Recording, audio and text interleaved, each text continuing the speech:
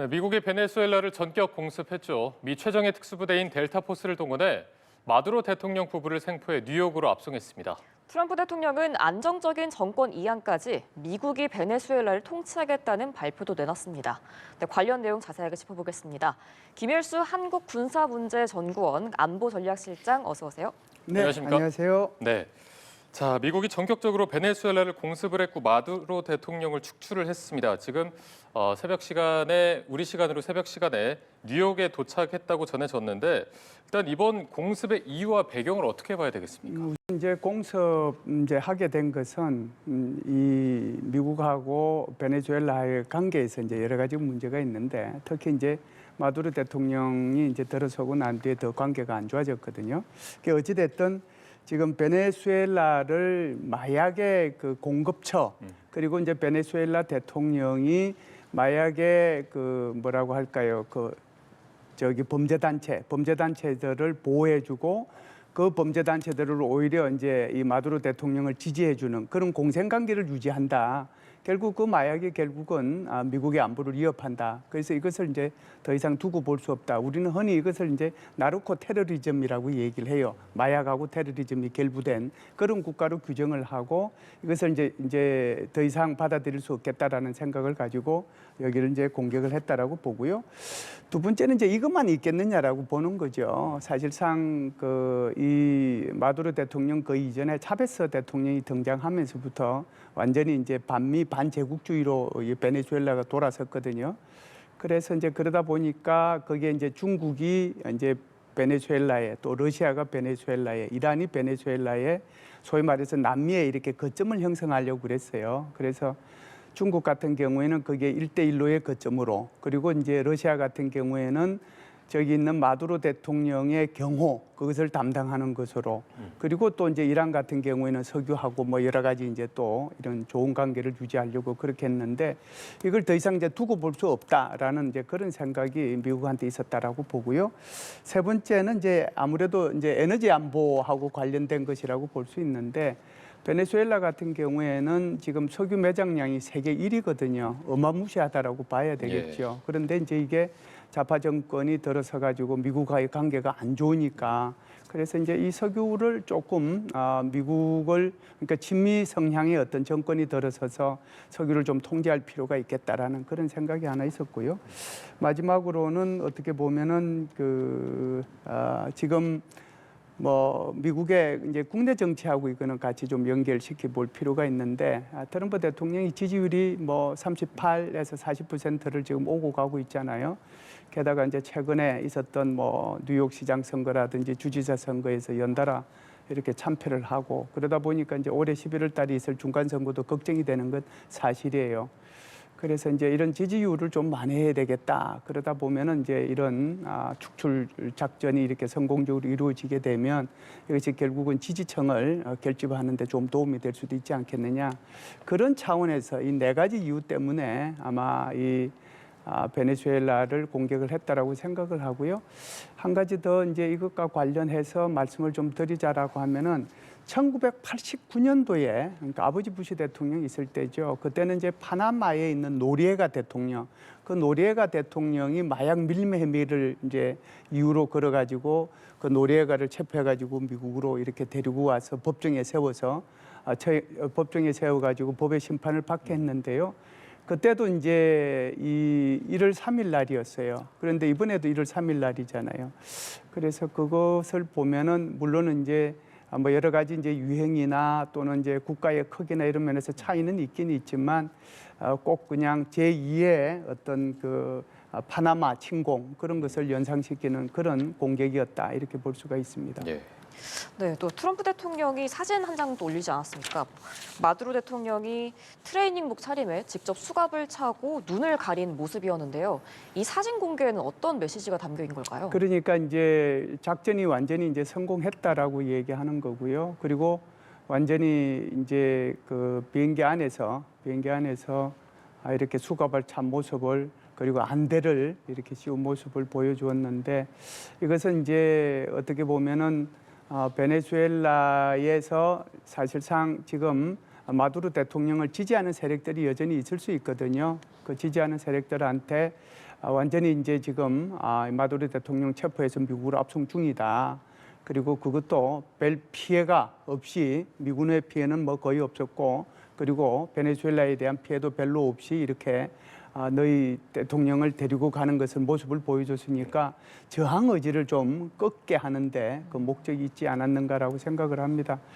그래서 사실은 지금 그 마두로 대통령 같은 경우에는 언제든지 이게 미국이 침략할 수 있다라고 생각을 하고 있었기 때문에 안전가옥 같은데 이렇게 있었거든요. 예. 그런데도 그 안전가옥에 들어가 가지고 저 마두로 대통령을 침실에서 끌어내서 데리고 갈 정도였으니까 그래서 일단은 데리고 나와서 헬기로 지금 그 지중해에 있는 강습 상륙함이죠. USS 이오지마함 그쪽으로 데려가서 간단하게 조사하고 난 뒤에 바로 뉴욕 군공항으로 이전을 했거든요. 그런 거를 보면 지금 마두로 대통령에 대한 것들이 일단 다 일단락이 됐으니까 가능하면 빨리 이렇게 저항하지 말고 미국의 생각대로 움직였으면 좋겠다. 그런 것을 보여주기 위해서 일부러 공개하지 않았는가라고 봅니다. 네. 한편 이제 국제법 위반 논란이 제기가 되고 있습니다. 주권 국가의 영토를 공격해서 현직 정상을 압송했기 때문에 국제법 논란 위반이 좀 나오고 있는데 일단 미국 법무부는 마두로 대통령 부부가 아까 말씀하신 마약 관련해서 그 혐의로 미국 법원에 기소된 피고인이다 이 부분을 강조하고 있거든요. 지금 관련해서 국제사회 법적 평가는 좀 어떻습니까? 우선 이제 유엔 사무총장이 낸 게 가장 크다라고 볼 수 있을 텐데 깊은 경악을 금치 못한다라고 얘기를 하면서 예. 국제법을 무시한 위험한 선례를 남겼다 이렇게 얘기를 하고요. 그래서 유엔 헌장과 국제법을 완전히 존중해야 된다라고 강조하면서 이제 여기에 따라서 안보리 긴급 회의를 지금 세 나라가 소집을 요구했습니다. 이제 우리가 예상할 수 있듯이 러시아, 뭐 또 콜롬비아 그리고 이제 베네수엘라가 안보리 긴급 회의를 소집을 요청을 했고요. 그래서 이제 베네수엘라 같은 경우에는 정치 세력이 포용적인 문제, 포용적 대화가 이렇게 필요하다라고 이제 얘기를 했죠. 그러니까 러시아에 죄송합니다. 베네수엘라에 다양한 정치 세력이 있으니까 다양한 정치 세력들 간에 이런 대화가 좀 필요하다 이렇게 이제 얘기를 했다라고 봐야 되겠죠. 네, 그런가 하면 반대의 입장을 보이는 나라들도 있습니다. 베네수엘라의 최대 석유 수입국인 중국, 또 우방국인 러시아는 미국을 강하게 규탄했는데요. 러시아는 마두로 대통령을 즉각 석방하고 대화를 통해 해결책을 찾는 게 중요하다고 또 강조를 했습니다. 또 직접 중재할 의사까지 밝히면서 안보리 긴급 소집을 촉구하기도 했는데요. 이외에 유럽 주요국들의 반응은 좀 어떨까요? 이게 이제 제일 이제 개강된 반응을 보인 국가는 지금 말씀하신 것처럼 러시아입니다. 뭐 군사적 지원 언급성까지 이제 언급까지 이제 그 가능성까지 언급을 했거든요. 게다가 지금 말씀하신 것처럼 적극 석방을 해라 뭐 이렇게 얘기도 하고 그랬는데 이와 반대로 이제 그 중국 같은 경우에도 여기에 대해서 이제 반대 의사를 표명을 했죠. 그래서 외교부 대변인 얘기를 들어보면 무력 침략이고 또 주권에 대한 공격이고 또 국제법과 유엔 헌장을 위반한 것이다. 그래서 마약 소탕을 내세운 것은 내정 간섭을 하기 위한 구실에 불과한 거다. 이렇게 얘기를 하면서도요. 그럼에도 불구하고 중국이 얘기하는 것은 러시아가 얘기한 거하고 뉘앙스가 좀 달라요. 그래서 중국이 얘기하는 것은 이성을 유지를 하고 이제 이 당사국들이 이성을 유지하고 대화를 통해 가지고 정치적으로 해결 방안이 좀 모색되었으면 좋겠다. 그래서 이 말은 중국 입장에서 보면 지금 미국하고 정면으로 이렇게 부딪히기보다는 오히려 이런 기회를 통해서 외교적 실리를 좀 얻겠다는 그런 생각이 강한 것 같아요. 왜 그러냐 하면은 중국 같은 경우는 1대1로의 거점으로서 베네수엘라를 삼고 있을 뿐만 아니라 거기에 석유 부분에 엄청나게 투자를 많이 했거든요. 예. 석유 이 채굴 문제하고 관련해서 그리고 이제 인프라 구축과 관련해서 투자를 많이 했는데 지금 중국이 고민하고 있는 것은 현재의 마두로도 중요하지만 차기에 어떤 정권이 등장할지도 중요한 거잖아요. 네. 그래서 그런 것들을 고려해서 실리적인 그런 외교를 선택하지 않았는가. 그래서 그 뉘앙스가 러시아하고 중국하고 좀 다르다는 것을 먼저 말씀을 드리고요. 유럽 같은 경우에는 전체적으로 뭐 다 말씀드릴 수는 없는데 공통된 의견은 이런 겁니다. 마두로가 사실상 나르코 테러리즘을 통해 가지고 잘못했다라고 하는 것에는 다 생각이 같아요. 그런데 그런데 나라마다 조금씩 이제 발표하는 내용은 조금 다릅니다. 예를 들어서 뭐 프랑스 같은 경우에는 이게 국제법을 위반한 거다. 그래서 평화적으로 그럼에도 이제 평화적으로 정권이 이양됐으면 좋겠다라고 얘기를 했고요.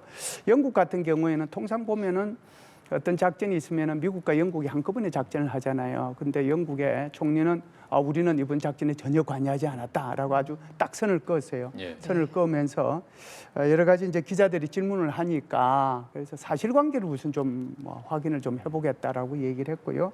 독일 같은 경우에는 지역 불안정이 좀 걱정이 된다라고 독일 총리가 얘기를 했고요.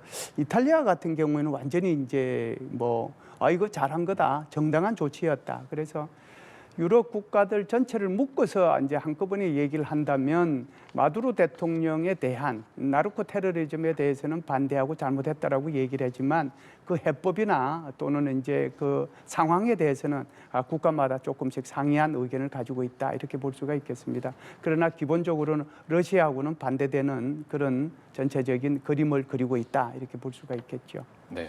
자, 그렇다면 이제 궁금한 부분이 앞으로 베네수엘라는 어떻게 될 것인가? 미국의 입장을 보니까 새 정부로 안정적인 정권 이양이 될 때까지 베네수엘라를 통치하겠다 이렇게 밝히기도 했고 앞서 말씀해주신 석유 관련해서나 혹은 자금 조달 관련해서도 어떤 개입이 있기 때문에 그래서 내정에 직접 관여한다 이렇게 봐야 될까요? 그렇죠. 내정에 이제 직접적으로 이제 관여를 하게 되는 거죠. 우리가 2003년도에 미국이 이라크를 침공을 했잖아요. 이라크를 침공해서 이라크 침공한 뒤에 이라크 임시정부 이런 것들을 이제 만들었거든요. 예. 만들어가지고 나중에 이제 뭐 민주화 과정을 거쳐가지고 오늘날에 이제 이라크를 만들게 했는데 바로 그런 이제 선례를 따르겠다라고 하는 것이 지금 트럼프 대통령의 생각인 것 같습니다. 그래서 일단 지금 내정에 대해서 이렇게 좀 뭐라고 할까요? 미국이 직접적으로 좀 관여를 하고 그것뿐만 아니라 석유 같은 경우에 직접적으로 이제 통제를 하겠다라고 이제 지금 얘기를 하는 거거든요. 그래서 이제 이렇게 되면은 어떻게 될 것이냐가 이제 문제가 될 텐데 결국은 얼마만큼 이 우크라이나가 죄송합니다. 얼마만큼 여기 베네수엘라가 여기에 이제 반발을 하거나 또는 수용을 할 것이냐가 문제가 될 수가 있잖아요. 네. 그래서 이제 이것이 제가 볼 때는 한 일주일 전후가 결정적인 그 기간이 되지 않겠는가라고 생각을 합니다. 그래서 가능하면은 이제 미국이 생각한 대로 그렇게 베네수엘라가 따라가면 사실상 베네수엘라는 굉장히 빠르게 안정적으로 갈 수 있겠지만 그렇지 않을 경우에는 이게 내전이 일어날 수도 있고 또 저기에 이제 결국은 미군이 이제 들어가게 되는 거잖아요. 예. 그럼 미군에 대해서 저항이 있을 수 있는 거거든요. 그래서 그런 것들이 한 일주일 내에 이렇게 결정되지 않겠는가 이렇게 봅니다. 일단 미국은 직접 통치를 하겠다라고 얘기를 했기 때문에 그 직접 통치가 우리가 얼른 생각할 때는 그래 뭐 한두 달 하면은 끝나겠지 이렇게 될 수 있는 건 아니에요. 왜 그러냐면은 직접 통치를 해서 안정적인 정권 이양까지 시켜주려면은 그게 몇 개월 걸리겠어요. 제가 볼 때는 미니멈 6개월 걸릴 거고 결국 이것은 미국의 11월 선거하고도 직접적으로 연관이 있다 이렇게 볼 수 있겠죠. 네, 또 베네수엘라 안에서는 마두로 대통령이 압송되고 대통령직을 승계할 걸로 알았던 로드리게스 부통령이 또 발표를 했습니다. 우리의 유일한 대통령은 마두로라고 말을 했는데요. 그럼 친마두로 세력 등 이 베네수엘라 내부에서 반발이 일면서 미국 트럼프 행정부의 계획대로 움직이지 않을 수도 있겠다는 분석이 나옵니다. 그렇습니다. 그래서 이제 우선 베네수엘라의 군부가 어떤 행동을 취할 건가. 그래서 그 군부가 이번에 일어났던 이 사건을 수용할 건가. 그렇지 않으면은 그냥 베네수엘라의 그 마두로 대통령을 지지하는 것으로 해서 미국에 저항할 것인가. 그게 첫 번째고요. 두 번째는 지금 마두로 대통령을 직접적으로 이렇게 지지해 온 그 최고의 세력이 민병대입니다. 그 민병대 인원이 한 350만 명 정도 되는데요. 이 민병대 인원들이 소위 말하는 그 취약청을 이제 그 빈곤한 계층, 그 계층에 이렇게 파고들어서 빈곤 지역으로 파고들어 게릴라전을 벌이게 되면 이게 문제가 심각해지는 거거든요. 그런데 이 민병대 요원들이 가지고 있는 것이 이란으로 받았던 그런 방공 무기도 있고 또 드론도 있습니다. 이것 가지고 이제 미국하고 예를 들어서 계속해서 이제 저항을 하게 되면 이것도 이제 문제가 생길 수 있다라고 봐야 되겠죠. 그래서 또 이제 문제가 될 수 있는 것은 결국은 이런 일들이 생기게 되면 민족주의 감정이 어쩔 수 없이 생기게 돼요. 그래서 예를 들어서 베네수엘라 국민들이 야 이게 미국이 직접 통치라니 지금 21세기에 우리가 식민지냐 이런 식으로 이제 만일에 붕괴해가지고 여기에 동참을 하게 된다라고 하면은 지금 우리 앵커님 말씀하신 것처럼 미국이 원하는 대로 안 갈 수도 있는 거잖아요. 네. 이것이 이제 미국이 생각해야 될 가장 큰 고민인데 그럼에도 불구하고 지금 이 마두로 대통령을 대체할 수 있는 인원이 있어요. 뭐 전혀 없는 건 아니거든요. 그래서 제일 이제 중요한 사람이 누구겠습니까? 작년 연말에 노벨 평화상 받은 마차도가 네. 있죠. 그리고 2024년도에 이 마두로 대통령이 3선에 성공했을 때 이건 이제 부정선거였거든요. 부정선거였고 그래서 미국은 이 마두로 대통령의 3선을 인정한 것이 아니고 오히려 그때 당시에 야당 지도자 그 사람이 바로 곤잘레스라고 하는 사람입니다. 이 사람은 지금 스페인의 망명 중이거든요. 근데 이 사람의 인기는 굉장히 범 베네수엘라 정도로 높습니다. 만일에 2024년도에 이런 부정선거가 없이 정상적으로 투표가 이루어져서 제대로 됐다라고 하면 이 사람이 됐을 수 있는 거거든요. 그래서 이 뭐라고 할까요? 마두로를 대체할 수 있는 강력한 두 사람이 있기 때문에 이 두 사람이 서로 협의하고 그런 과정들을 이렇게 국민들한테 보여주면 급속하게 이렇게 군대 내에서의 반미 또는 이 민병대의 반미 그리고 국민들의 민족주의적 성향의 어떤 그런 그 감소 이런 것들이 같이 이제 겹쳐지게 되면 이제 좋은 형태로 이렇게 정권 이양이 가게 되겠죠. 이게 이제 미국이 바라는 저는 최선의 시나리오라고 생각을 합니다. 그런데 세상이 꼭 그렇게 될 거냐 하는 것은 모르는 거거든요. 예. 그렇기 때문에 향후 일주일에 이 베네수엘라가 어떤 상황으로 전개되는가 이것이 미래의 베네수엘라를 결정하지 않겠는가 이렇게 봅니다. 네.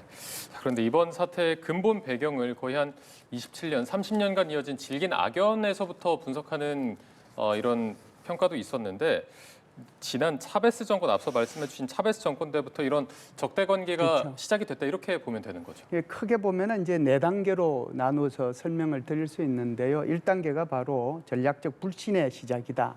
소위 말해서 이제 차베스 집권기라고 볼 수가 있는데 1999년도에 이제 차베스가 대통령이 됐거든요. 그 차베스가 대통령이 되고 나서 이 사람이 한 것이 반미 반제국주의예요. 그러다 보니까 미국하고 사이가 좋을 리가 없잖아요. 그리고 이제 2단계가 들어서면 이게 이제 미국에서는 위협을 규정하고 또 제재를 이 베네수엘라에 대해서 제재를 강화하는 그런 시기라고 볼 수가 있는데 이게 이제 마두로 집권기라고 봐야 되겠죠. 2013년부터 2018년 사이고요. 그리고 이제 3단계로 들어서면 외교적인 단절하고 두 대통령 시대가 열리게 됩니다. 이게 두 대통령이라고 하는 게 뭐냐면 2019년도에 그러니까 2018년도에 이 마두로 대통령이 재선에 성공을 했거든요. 그런데 그때도 이제 부정선거 얘기가 나와가지고 그때 당시에 뭐 대법원장 이 사람이 실질적으로 이게 베네수엘라의 대통령이다. 미국이 그렇게 이제 인정을 했어요. 그러니까 두 대통령 시대가 잠시 한번 열렸었고요. 예. 그리고 나서 2024년도에 다시 3선에 마두로가 성공을 했지만 그때 당시에는 제가 지금 좀 전에 말씀드렸던 그 지금 스페인에 지금 망명가에 있던 야당 지도자 그 사람이 실질적으로 된 거다. 그러다 보니까 이제 외교적인 단절과 두 대통령의 시대라고 이렇게 볼 수가 있는데 그럼에도 불구하고 마두로 대통령은 계속 이제 반미적인 그런 성향을 갖고 있었죠. 이 4단계가 사실상 올해부터 시작이 됐다. 미안합니다. 작년도 2025년부터 시작이 됐다라고 볼 수 있는데 미국은 이제 군사적인 압박을 하고 전면적인 대치를 하기 시작을 했다라고 보는데 사실상 작년 8월부터 미국의 소위 말하는 오퍼레이션 서던 스피어 그러니까 남반구 작전이죠. 쉽게 얘기하면 남반구 작전을 시작을 한 거잖아요. 그래서 그때 당시부터 시작을 해서 이 미국의 그 포도함도 지중해로 옮기고 그다음에 미국의 병력들도 지중해로 옮기고 그리고 이제 석유 이렇게 다른 나라로 수출하는 그 석유 수송선 전부 다 이제 이렇게 미국으로 압류를 하고 이런 상황이 이제 벌어지다가 사실상 어제 새벽에 이제 이렇게 직접적으로 마두로를 체포하는 그런 과정에 이르게 되는 거죠. 거의 뭐 한 27년 정도 그런 예. 악연이 이렇게 미국하고 베네수엘라 사이에 있었다 이렇게 볼 수가 있죠. 네, 또 베네수엘라의 기존 상황을 살펴보면은 민족주의적 사회주의 포퓰리즘 국가로서 인플레이션이 6만%까지 치솟는 등 극심한 경제난에 있었습니다. 이번 미국의 군사적 조치로 베네수엘라의 좌파 통치 역사가 종언을 고할 상황에 놓였는데요. 이걸로 끝이 날까요? 아니면 양국 간 새로운 갈등 국면이 올라올 수도 있을까요? 이제 베네수엘라라고 하는 국가가 좀 전에도 말씀을 드렸습니다만은 석유 매장량이 세계 1위잖아요. 예. 그래서 이제 차베스 때부터 돈을 이제 펑펑펑펑 소위 말해서 포퓰리즘이죠. 네. 그러니까 돈을 펑펑 썸으로써 국민들로부터 표를 얻었는데 결국 이제 그런 것들을 통해서 세계에서 가장 가난한 국가가 돼버렸단 말이죠. 가장 부유했던 국가 중에 하나가 가장 가난한 국가가 돼버렸단 말이죠. 그러다 보니까 지금 우리 앵커님 말씀하신 것처럼 인플레이션이 6만%까지 이렇게 치솟으니까 국민들로서는 살 수 없는 그런 상황이 된 거죠. 그래서 만일에 베네수엘라가 좌파 정치를 하면서도 중국과 같이 아주 전체적으로 사회가 안정이 되고 그랬으면 뭐 미국이 이렇게 이런 이제 침공 작전을 할 수 있는 그런 근거 자체가 없는 거고 그리고 그 뒤를 이렇게 예상해 볼 수 없는 거잖아요. 예. 그런데 이제 워낙 이렇게 사회적으로 안 좋고 또 마두로 대통령에 대한 불신이 있으니까 이것은 이제 침공 작전을 통해서 정권이 교체가 되면 빠르게 이렇게 베네수엘라가 안정될 수 있을 거라는 그런 생각을 가지고 미국이 이번에 침공 작전을 한 거거든요. 네. 그래서 이 부분은 이제 어떻게 될지는 결국은 베네수엘라 국민들이 선택해야 될 문제라고 생각을 해요. 그래서 이것이 이제 빨리 안정화되려고 하면 이제 미국이 해야 할 일이 몇 가지가 있습니다. 첫 번째는 빠르게 이게 이제 이 베네수엘라가 안정이 될 수 있도록 인도주의적 지원이 아주 대규모로 이루어져야 되고 그다음에 의약품 같은 것들이 대규모로 이렇게 이루어져서 이게 미국이 우리를 침략한 침략군이 아니라 해방군으로 이렇게 인식이 될 수 있도록 빨리 해야 되고요. 네. 두 번째는 결국 군부가 문제가 되지 않겠습니까? 그래서 그 군부들한테 얼마만큼 빨리 빠른 시간 내에 그 군부를 이렇게 반미 세력이 아닌 친미 세력으로 이렇게 바꾸느냐 하는 것이 아마 관건이 될 겁니다.